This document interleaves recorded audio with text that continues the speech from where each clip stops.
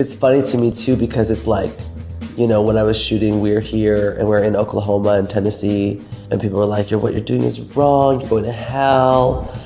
I go, can you explain to me, if my parents still love me, I have good family and I have 2 beautiful dogs, I have a beautiful boyfriend and I'm making good money and I get to entertain and inspire all these people. I want you to explain to me how this is wrong.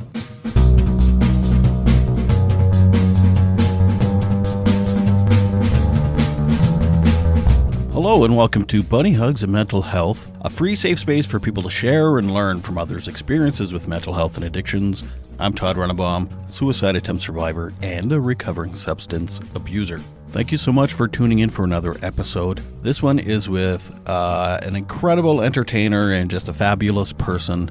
Their name is Priyanka, and they won RuPaul's Drag Race Canada. And they are the first Queen of Canada. And she was recently on tour. I got to see her here in my city of Regina, Saskatchewan. We chatted for a bit, and she said she would come on to the podcast. So this interview is actually with Priyanka in a hotel lobby because she kept touring. I believe she was in Vancouver at the time. So there's going to be a bit of a background noise and stuff, and it's a bit of a shorter episode because, she's a busy person on tour. So that was kind of exciting, getting to talk with an entertainer on tour. It's one of the things we talk about, what it's like being away from home all the time and traveling and stuff. So anyway, I'll let you listen to that in a sec. A sec is short for a second. But since you have a second, why don't you just go ahead, rate and review the podcast. I've gotten some incredibly sweet reviews lately, some amazing ratings. As I say all the time, this is a free mental health service. More people need to hear what my guests are saying. The best way to make that happen is by rating and reviewing. You get found in the internet's algorithms better and stuff, and I don't know how it works, but people find us easier. So why not let people find this and have a free mental health service? Listen to the stories and the advice and the different tools and strategies and everything that my guests have to say. So anyway, that's my pitch there. Also, don't forget to check out my website, www.bunnyhugspodcast.com. You can find merch and my kids' book and social media links, etc., etc. Oh, and hey, be sure to listen on Tuesdays. I speak with my good friend and legendary and hilarious stand-up comedian, Big Daddy Taz Norris, Tazzy. He goes by many names. So every Tuesday, him and I sit down and we have a chat about our week or mental health. We've been to different topics and stuff. They're nice, short little episodes. We're hopefully going to start playing some kind of games and maybe interviewing people off the cuff and things like that. So just to keep it interesting, keep content there. There's no lack of quality, though. And those episodes are on Tuesdays. They're called Todd and Tazzy Tuesdays. So please stay tuned and check those out on Tuesdays. That's right, Tuesdays. Okay, while you're rating and reviewing, you can listen to the episode now. So without further ado, I give you Queen of Canada, Priyanka. Nice to see you too, little hustler. Come on, business card during the performance. That was my wife's idea. She's smart. She's like, hey, give her a tip and put this in it. I was like, damn. That's very smart of her. I love that. I think that we are often scared to put ourselves out there, but that was so direct. Because you're like, no. I'm going to get this fucking interview whether you like it or not, sister. Have you ever struggled in the past with any kind of mental health issues? To be honest with you, I didn't even think about mental health until after Drag Race, until the pandemic hit. I think when we're telling all those sob stories on Drag Race while doing our makeup, it's we're just telling them as stories that have happened in our lives. We're not relating it to depression or anxiety or whatever the hell else there is out there. For me personally, it was so it happened to me. My dad doesn't know I'm gay and I have to deal with it. So I'm just suppressing it because that's what my life is. That's survival. That's not, you don't chalk that up to mental health. You just chalk it up to this is how I have to survive. Right. When the pandemic hit in 2020 and I had a preconceived notion of what was going to happen with my career. I was on a tour and all this stuff. And having been on the season, I was like, maybe I should start therapy again. I did it in the past, but I wasn't connecting to my therapist. I thought it was kind of weird that you would just speak to somebody and then they'd be like, okay, well, I support you no matter what. And I'm someone I'm a really good student. So I'm like, you need to tell me something, girl. I need something. I need something to go off of. I need an opinion. Right. But that's not every therapist has a different technique. So it wasn't until I would say in the last like couple of years since meeting my boyfriend that we really started to like take mental health and understanding just feelings and communication properly. Because if you communicate properly, for me personally, I can have better peace of mind, which then helps my anxiety go away and helps any depression that could spike up out of nowhere, or, you know. So it's very interesting. It's an interesting journey. Yeah, now that you say that, I guess I struggled with mental health issues for most of my life, but it didn't really, it doesn't present yourself when you're just single and fucking around and having fun or doing whatever. Oh my God, are you joking? Exactly. Yeah, once you throw someone else in there, then you're like, oh shit, now I have to look at my shit. And then having kids was even more so. It was like, oh, I have to do a lot better now. Absolutely. And it's also tough too, like no one really teaches us these things. Like I remember talking to my mom. It's so weird because she said she's the coolest person. She's like mom hugs. She tries, you know, she's so supportive. And we were talking about how it was something about how my dad and how he has something about like he hasn't, what was it?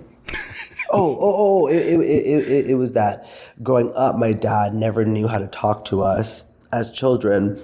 He needs to stop yelling at us, and he needs to stop this, he needs to stop that. And then it wasn't until like this year, my mom was like, he just has to fucking stop. He just has to stop. Like, whatever. And then for something came over me, and I was like, Mom, did you ever think that like, because dad had to take care of his entire family when his dad passed away when he was 21, or no, 17, when he was 17, that like that's why he doesn't know how to communicate with us, because like he was a child when he had to be a father to his other family, his family. And then we were both kind of sitting on the phone like, oh shit, what a concept that is. But no one teaches us this stuff. Like no one tells us how to deal with this stuff. It's up to us to figure it out, which is the beauty of it. But it isn't until you to your point, that you are in relationships that you choose to nurture, that you want to nurture, that for me personally, it was like, oh, the mirror is looking back at me. I either have a choice to figure it out or be a person that I don't want to be. And that's when you lie and you cheat and you get into bad things. It sure was. Yeah. Oh, yeah. I'm surprised I'm still married. Yeah. I mean, a big reason why I ended up going back so heavily into therapy is because when we're in our second year of dating, George and I, my partner, and I remember I just started to lie, but about nothing. Oh, I'm going to the mall, but really I was going to get Botox. Oh, I'm going to get Botox, but really I was going to the mall. Like just small white lies. And I couldn't clock it. I didn't know why. I just was doing it, and it was a regular day-to-day thing. And he went, and someone told him, like, oh yeah, like Mark swung by the other day, and we saw him, and George was like, that's not what he said he was doing. And that kind of like lying and that kind of bullshit is what could end a relationship. But luckily, I'm very lucky to have somebody like him, and we were able to work on I'm in the middle of a podcast interview, and my dancer has to go poo. Am I right? Yeah. Hey, dancers poop too. Dancers poop too. Everyone has to remember that's the message of this podcast today. That's right. That's a shirt I'm working on. And so we went to, my partner and I decided, we're like, let's do couples therapy. And at first I was like, no, like it's not that bad. And then just like deciding that like I'm going to have good mental health and I'm going to have good relationship changed my life forever. Well, I've been with my wife for 25 years. Ooh. And when we were younger, I mean, we basically grew up together, right? You know, as you're a kid, yeah, you're grown up. But once you like 20 and beyond is really when you start to mature and grow up. But there was a time where she was mentally, emotionally going beyond me. And then that's where the imbalance starts in the relationship. And it's tough for anybody being in a relationship like that when you're kind of healed and the other person's still kind of being a dick. So luckily she was patient. Yeah, that's the hardest part. And with both of us too, it's like he had to be patient through some things. I had to be patient through some things, because in a weird fucked up way, like you are affecting the other person so deeply by your actions, by your lack of ability to, quote unquote, catch up to their mental health process. Or healing journey or whatever. Whatever you want to call it. But like everybody just has their own journey. And then I understood the word partner. I thought it was stupid that people would, I was like, is your boyfriend, your girlfriend, your wife, or your husband? Like, what the fuck is it? But now I'm understanding that word. It truly is a partnership. It truly is somebody that is going to unconditionally support you and let you be a fucking jackass for a little bit while you find yourself. Because like I truly believe that whether it's a really great friendship or a mother-daughter relationship or a boyfriend or wife and husband, like that unlocks a different side of you that a regular acquaintance can't, or you can't do as a single person, in my opinion. Yeah, 100%. It's not to say that you need somebody in your life, but like in my personal experience, I was shocked by like, oh wow, like by nurturing relationships with my brothers and my drag mom and you know the people around me, I'm like, oh, this is unlocking more than I thought it was going to, which is what makes it so special.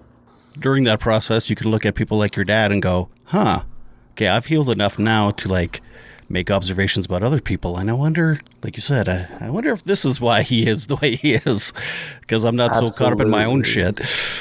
Yeah, and then also not being like upset about it. Like, oh well, like I'm mad because my dad did this. It's like, don't take it personal. Yeah, exactly. Like you quit your job on YTV and went to do Drag Race and didn't tell your dad. Like no wonder he's fucking pissed. Thank you. Wait, perspective. You were still on YTV before you went on to Drag Race? Mm-hmm. Yeah, I was doing drag and YTV for 2 years, at the same time, and I quit YTV to do Drag Race. Okay, crazy, right? Our kids are too old. I haven't watched YTV for a long time, I guess. So. Me either. I remember you years and years ago. I didn't realize you were actually not that long ago still on there. But yeah, that was 5 years ago now. 4 years ago? 5 years ago? 5 years ago. Wow. Oh my God, 5 years ago today, I left my house to go film Drag Race. You know what's fucking crazy? I don't know how many times I'm talking to people on the podcast, and there's always it always happens to be some kind of anniversary of some kind for them. That's what you bring out in people. Milestones. I bring out the milestones. That's your purpose. Kind of like a kidney stone, but a lot less invasive. Better. I think better. Yeah, better. I'd rather have a milestone than a kidney stone. Depends what the milestone is. Never mind. God. Sorry, I have ADHD. So, same. What age were you diagnosed? This year. Me too. It was about a year ago. Mm-hmm. It explained everything. I looked back at my life and thought, holy shit. Imagine if I had this power harnessed when I was 8 instead of 48. Yeah. I think that I'm happy that I found it in my adult years because nothing suffered for me. Nothing that I remember suffered for me. There's frustrations of why I couldn't focus in school and blah, blah, blah, blah, blah, blah. But like, this might be controversial, but there's something about this like chatty Cathy personality that I had that couldn't focus is what shaped me into being as free as I am today. Right. I mean, I guess you were working in a creative field in TV and stuff, and it wasn't like for me, I kept bouncing around from shitty labor jobs. And then I bounced around from job to job like every 2 years. That kind of affected me. Sorry, we're going to talk about me now for a bit. I love it. And so, growing up in a small town, Saskatchewan on the prairies, raised by boomers, and, it's like you get a job, then you get a pension, and you work hard, and you're a boy, and you bring home the bacon for the family, and I wasn't doing any of that because I kept bouncing around. And during my healing, I thought I was healed, but I was still full of unworthiness because I wasn't bringing home. I wasn't a financially supportive husband and father. And then once I got the diagnosis, it was just like so validating, and it was like, oh, it's not a character flaw. Right. It's just a thing I have. Yeah. It's really awesome to like feel that like figured out, to be like, oh wow, like there's a solution. It's just not who I am. There's like something that I can work on. And that's the thing. People, it's also like, I realize that in society, it's been put in our brains that you cannot teach an old dog new tricks. But that's not true. That is not fucking true. You can. It isn't. And new meds. And new meds. If you like meds. I take ADHD meds. Do you? Mm-hmm. Do you find they help? Yes, but whenever I'm still stressed, it doesn't work. And I called the doctor about it, and they were like, yeah, like that means you have too much on. That means you have too much on your plate, so that's why it's happening. So it's nice to know that it isn't a fixer, it's just a supporter. Right. Oh, that's a loud pooper. Wow. She plugged the toilet? Probably. Oh my God, always pooing, these dancers. Well, you're a dancer. You're always moving your body. It's got to, something's got to give. Right? Something's got to give. How are you on the road mentally? This specific tour has been the hardest, I guess, mentally and physically for me. Nothing went as planned when we were trying to start up the tour, and it was really tough because I have been looking forward to this tour for the last year. We booked the venues a year ago. It really was a disappointing feeling when the first show in Kingston, it was really fun and things were going great, but there was just things that I wish, could have streamlined. I'm a projector, which means I just look for efficiencies all the time. So when things aren't efficient, it irks my brain. It's part of the ADHD, perfectionism. Mm-hmm. And it was when my boyfriend and I had this conversation a couple days ago. I said, it was really weird. It reminds me of when I first started drag. When I won Drag Race, everybody, my mom was at all my shows, my boyfriend was at all my shows, and now I'm on the road and they're not here as often as they are, but it doesn't mean that they don't support me. They came to Kingston and Montreal, and they're going to be at a bunch of Ontario shows. But there's this moment of this realization where I'm like, oh, this is normal to my family. This is now the normal. Mark's going to go tour and be a pop star. We're going to hustle over here on our stuff. And George put it the best way. He was the people around you are inspired by you to hustle in their own fields. So yes, we've come to support you, but now you've inspired us to go hustle, in our own fields and be he's a tattoo artist and my mom works in accounting shit. So it's an interesting thing, to be oh, I've inspired people around me because that's my fucking goal. As you know, you saw my show. Mm-hmm. And then now I'm sitting here and being okay, so how do I feel about this, not having those people around, or where's my sense of home on the road? I miss my dogs so much. I used to hate dogs. And now I'm oh my God, I miss my dogs so much. Oh my God, your tattoo of a dog, that's so beautiful. I've got 2 dogs at my feet right now. Yeah, they're perfect and amazing. So it's tough. It's really tough. But, I'm really on the road cutting my teeth, they keep saying, as a musician. I don't have a Drag Race promo. I'm not playing queer bars. I'm playing concert venues. I'm playing music venues. And these promoters don't know how to promote my shows. And the rooms are half full, and I'm leaving cities, and everyone's come to Regina, come to Saskatoon. I was I was just there. And that's hard for me too, because it's damn, how do I get the word out? I just made a TikTok on San Francisco and Seattle, and every single fan is I know you're coming. So I'm oh wow, we have to really do everything ourselves. And I don't want it to be that way. I believe that teamwork makes the dream work.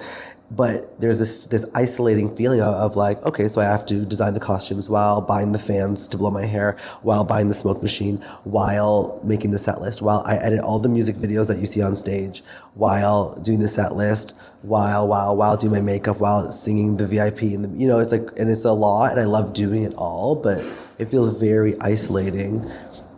I can relate, having a podcast and doing every part of it. That's the interesting thing about art. Yeah. Art in general, yeah, you're right. Art is so fucking weird. I just got an email today from Spotify being oh, you have 11,000 new listeners. And I go, how do I feel like shit then?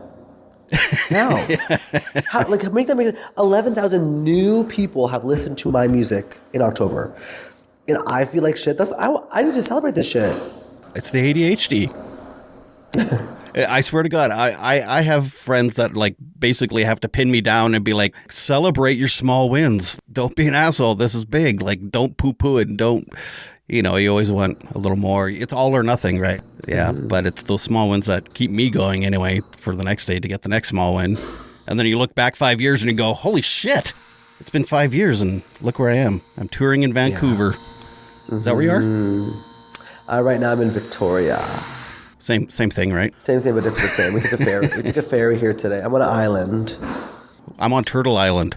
Oh, come on, Turtle Island. We're both on islands now.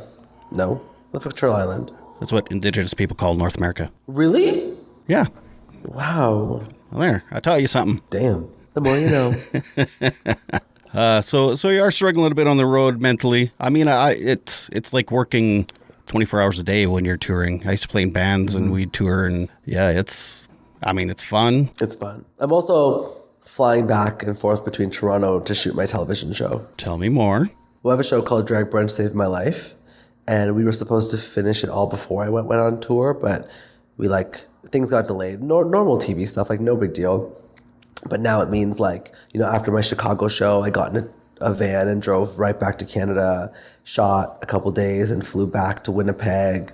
Like it's just been back and forth and stuff, which I'm always down for.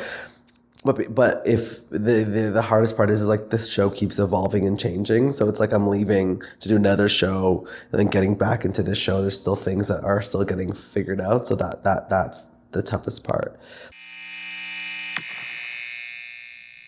Introducing the timely children's book, Sometimes Daddy Cries.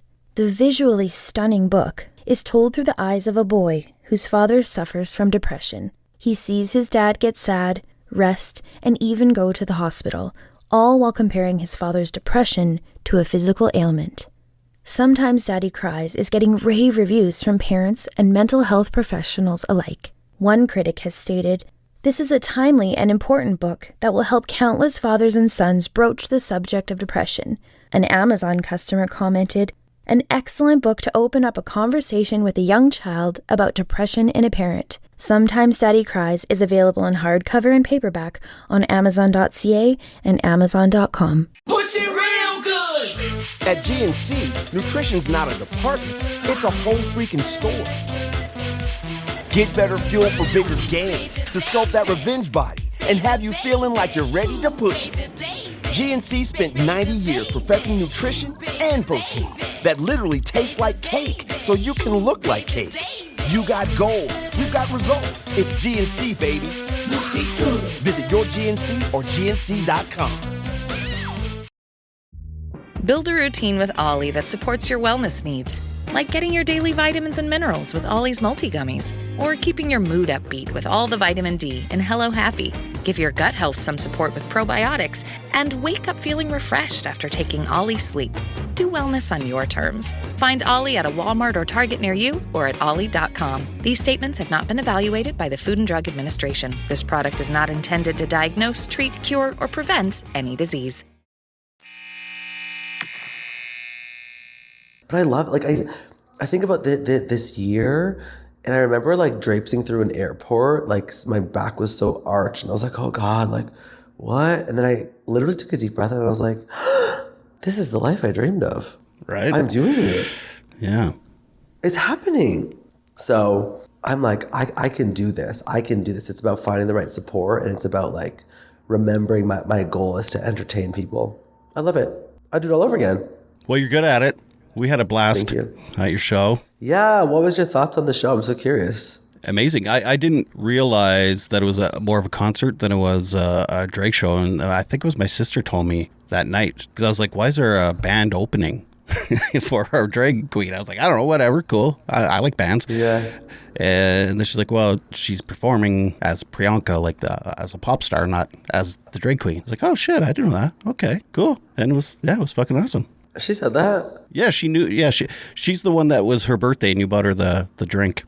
Yeah. What was she drinking again? It wasn't rum and coke. Was it gin? It was something in ginger ale. Yeah. I think it was rye and ginger ale. Yeah, that sounds right. Yeah. And I'm sober 8 years this week, so... Come on, sober. Me being as noisy as I was and obnoxious, imagine me drunk.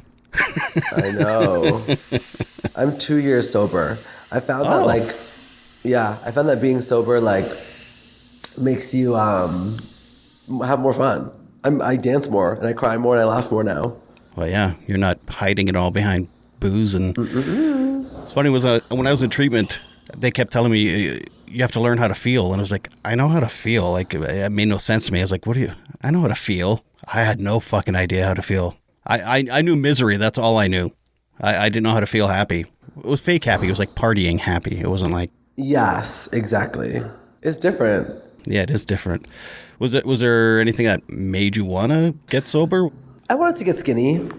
Oh, okay. Well, that was the motivation. And then once I took it out, like the first month was like getting over the temptation, and I was like, yeah, like whatever, I just want to get skinny. And then the second month, I was like, all these demons came like crawling out of the corners of things I haven't thought about in years, people that I miss all of a sudden, breakups that I haven't even thought about in years. And I would go like, where the brain is fascinating. Right. Like where the fuck did all this storage like store? And then the third month was like kind of like filing things away and like processing things. And that's when I realized that like cutting out the alcohol was more important than just getting skinny. It meant it's given me more clarity and more happiness, but also equally as much frustration. And, you know, because clarity, when you can see 2020 all of a sudden again, you're like, oh shit, everybody is fucked up. We're all fucked up. Oh God. When you're drinking, it's like, woo, I'm part of the problem, but you don't even know it. So yeah, I'm really happy that I did it. And I'm doing it. And 100% same thing. It was like 3 years after being sober. Why am I having memories of like weird sexual traumas? Yeah. Oh, that's what comes crawling out of your brain when you're got clarity. It's like, great, now I got to deal with that shit. Yeah. No, it's true. And it's good to deal with it. And it's good to know where to place it. And also an understanding that it never goes away. Like that trauma is a trauma, and getting over something doesn't mean that you have to feel good about it. You can still feel hurt about it. It just means that you are acknowledging it. Yeah. Stop avoiding the feeling that's coming from it. Just process the feelings. Exactly. Priyanka, you're wise beyond your years already. Thank you. Doing drag must be, well, like watching RuPaul, how does she put it? What does drag mean to you, I guess? I'll ask you. I mean, yeah, I often forget that I'm a drag entertainer. Because it is. I mean, it's like, it's everything that society tells you not to be. A man dressing up as a woman is so fun. It's funny to me too, because it's like, you know, when I was shooting, we're here and we're in Oklahoma and Tennessee, and people were like, what you're doing is wrong, you're going to hell. I go, can you explain to me, if my parents still love me, I have good family, and I have 2 beautiful dogs, I have a beautiful boyfriend, and I'm making good money, and I get to entertain and inspire all these people, I want you to explain to me how this is wrong. Bible. The Bible. And I say, okay, open up the Bible and show me. It doesn't exist in there. And like, I know what it is. A lot of these hillbillies get turned on by it, and they don't like that. What's the hard part is that like everyone's sexuality is so like, it's never just one thing, you know. Everyone can have an interest. It does, you know. I mean like they want a piece of this cake is what they actually want. It's not a song, but it's my song. But I think that like it's not up to me to put them on that journey. It's just like, why can't you just like let me be? So I think like drag, because it is inherently political, and because it is a lot of the things, like, you know, my growing up, my uncles would be like, why are you wearing girl pants for if you wear like skinny jeans and stuff?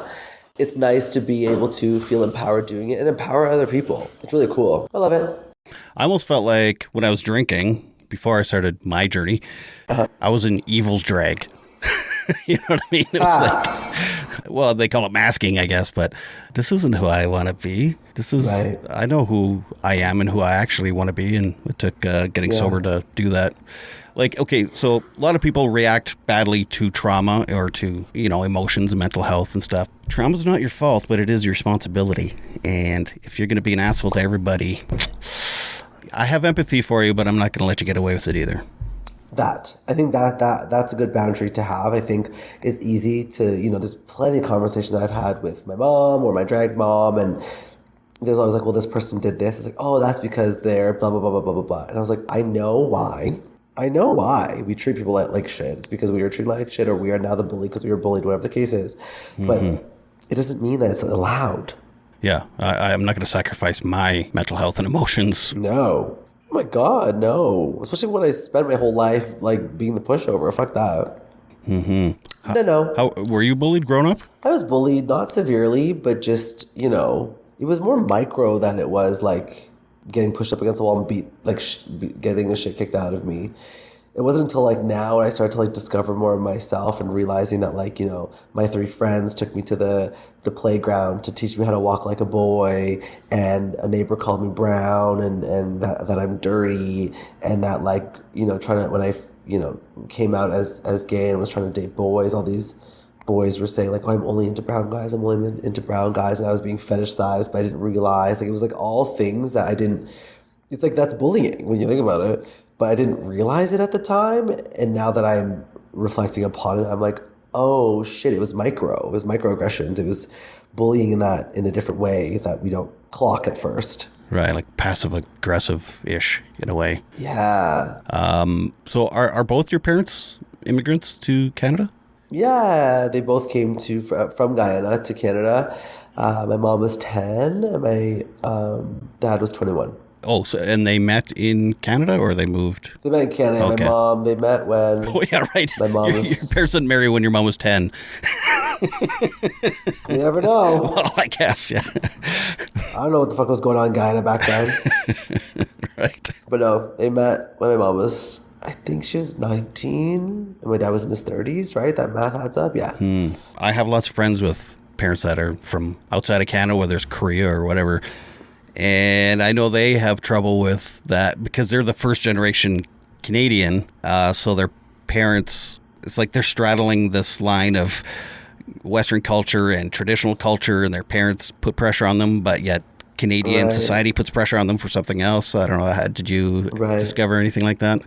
Yes and no. My mom always said that, like, if we were like girls, because I'm one of 4 boys, our lives would have been harder, which is fucked up that she admitted that. But that's how people were treating their daughters growing up, right? The daughters were more strict. The sons had more freedom. I don't know why my mom was like this, but she was very just like, whatever you want to do, I'll support it. My dad was very like, go read, go do your homework, but still didn't really know how to connect to us. Because my grandparents on my mom's side were singers and my uncles were DJs, my brothers were DJs, my dad was a DJ. Like, we're very artsy. Like, we, you know, making a living, working 2 jobs while you're a DJ and then you're also working at a factory during the week was a normal in my family. So there was freedom to not be a lawyer or a doctor. Like, no one really gave a shit.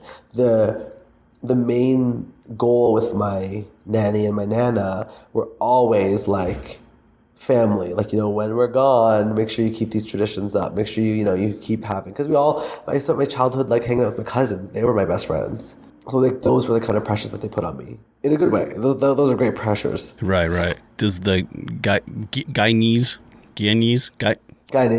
yeah, culture, how are they around LGBTQ plus? So it's interesting, like, when I first was on Drag Race, I talked about it being illegal to be gay and do drag there.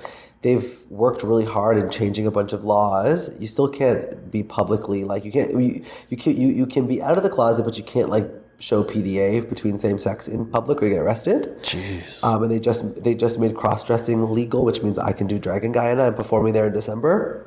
Really? Mm-hmm. That's fucking amazing. Congratulations. Major. Thank you. You should be doing a documentary on that. I am shooting it right now. Cool. Am I on it right now? You're on it right now. Whoa. Holy shit. Sorry. But it's interesting. When I posted about it on TikTok, all the people in the Guyanese community were like, it's not that bad here. Oh. So I'm curious to see. I'm curious to go down and see what they're talking about. I remember like going to Oklahoma and Tennessee. They all said it wasn't that bad, but really they're being forced to not talk about their sexuality, and can they be out and proud? And also, I'm there to respect. It's on their terms, not mine, right? I just wanted to go and figure it out and see if I can empower anyone to make them feel safe and also put on a good show for them. Right. That's what they deserve. Yeah. Doing We Are Here. Was there moments where you're like, what did I get myself into? Like scary moments ever? Yes. I mean, there was a scene where we're in Bartlesville, Oklahoma. They brought us to a like big open park to have a meet and greet because people in Oklahoma don't like drag. Mm-hmm. And I was nervous that like there'd be a gunman there because there was like, we're in the middle of a bunch of skyscrapers and high-rise buildings and stuff, and that shit was scary. That was the scariest I've ever felt. Mm-hmm. I've talked to a lot of people from the States that have survived mass shootings and stuff, and it's pretty brave of you to do that. I don't know, maybe we make a bigger deal of it in Canada because it's so foreign to us. No, it's still really bad. I mean, like the American drag queens were worried too? Yeah, everyone was. We all were. Oh, okay. We all couldn't even believe it. I feel like it was like we'd have touch base. Like Sasha Velour and I especially would just be like, how are you feeling? And it was like, it's fucking scary, but we're doing it for like these people live here. Right. Like if they live here, we get to go away back to our fucking homes and be famous drag queens. Then like we can do this. That's what we kept saying to each other. Right. Yeah. They're scared every day. Yeah. God, I can imagine. That's too bad that show isn't on anymore. We really liked that one. Mm-hmm. It was yeah, it was good. There's more than once I had a tear well up in my eyes. Oh God, the tears. Ooh, me too. It's hard for me to cry because I'm on meds. I'm fucking dead. I'm dead. Oh, don't go dying on me. I love it so much. So, if you could improve something about you now, you've gone to therapy, you've got a good relationship. I guess you kind of mentioned your show. You're always very picky about your own shows and stuff. But more emotionally inside of you, is there something that you are working on currently, or you wish you could, I don't know, spend some time with? You know what I'm saying? God, I ramble. Yeah. I think the one thing that like causes a lot of mental bandwidth going into the wrong places is like I'm often worried about other people and making them feel really comfortable and making sure that they have what they need. But what's happening is that it takes away from me getting what I need in the end. And it's tough because like my mom is like that. She'll make sure that there's food on the table and make sure that there's this set up for that person. We just think so fast and our efficiencies are like cranked to 10 out of 10. Yeah, you want to be a good host. Yeah, it's a balance. It's a balance, Priyanka. And I want to be a good boss. Like this is the thing is that like I run a company, right? Like I run my production company that's putting on this tour. And it's hard when people are motivated by fear. Because I'm nice. I like to be nice, but I'm straight and to the point. I work really fucking hard. The hardest thing for me to mentally figure out is if everyone is motivated by fear and people take your kindness for weakness, how are you going to be respected? And that takes the most mental toll on me because I don't want to be a monster boss. I don't want to be a diva. I don't want to be, cold to people. I want everyone to feel so loved because I've had bosses that were cold to me and I've been treated like shit in past workplaces. But realizing that when I've been stern with people, that's what's gotten the job done. I hate that. I think that's killing me.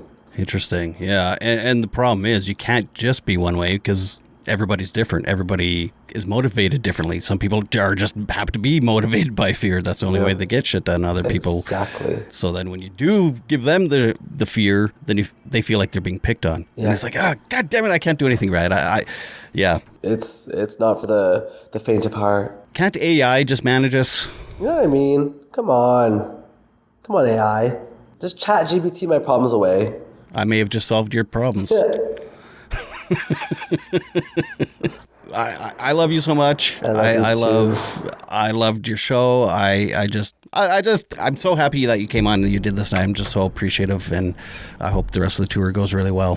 Thank you. I respect your hustle. I love what you talk about on this podcast. And I'm just happy that you came to come see me perform, and I'm happy that we finally got to connect.